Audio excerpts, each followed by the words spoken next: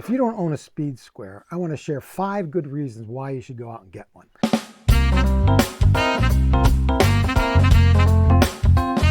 First, they come in different sizes. These are 12-inch squares, and this is a 6-inch speed square. This is aluminum, this one is plastic, and here's a metal one. And as I said, they're super versatile. Let me show you the 5 most common uses. We'll use this plastic one because it's nice and bright and easy to see.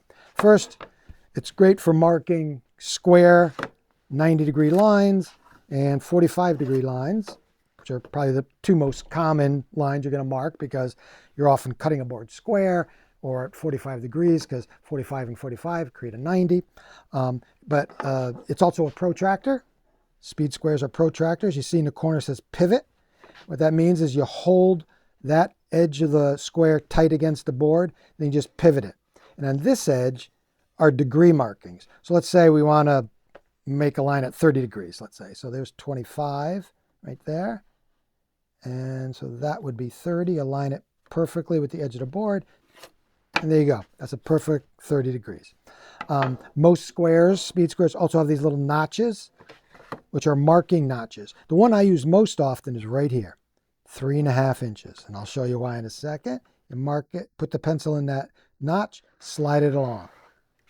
Now this distance is exactly 3.5 inches, which happens to be the width of a 2x4.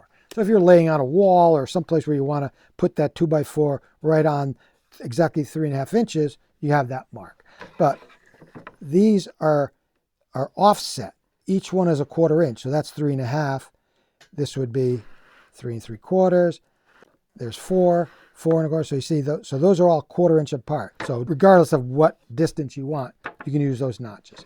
It's also great for finding the center of any board without using a measuring tape. Let me show you how that works.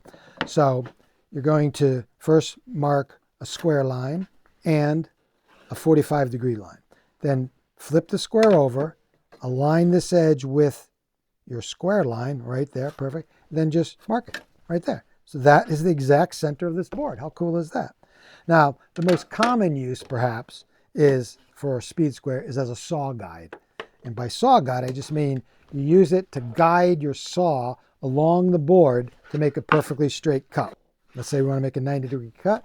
You take your saw, hold it against the edge, and just guide it right along that edge and get a perfectly square cut. And of course, you could also guide it along that edge if you want a 45-degree cut.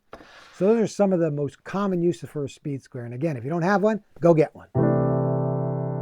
If you enjoyed this video, please support us by liking and subscribing. Hey, thanks for watching.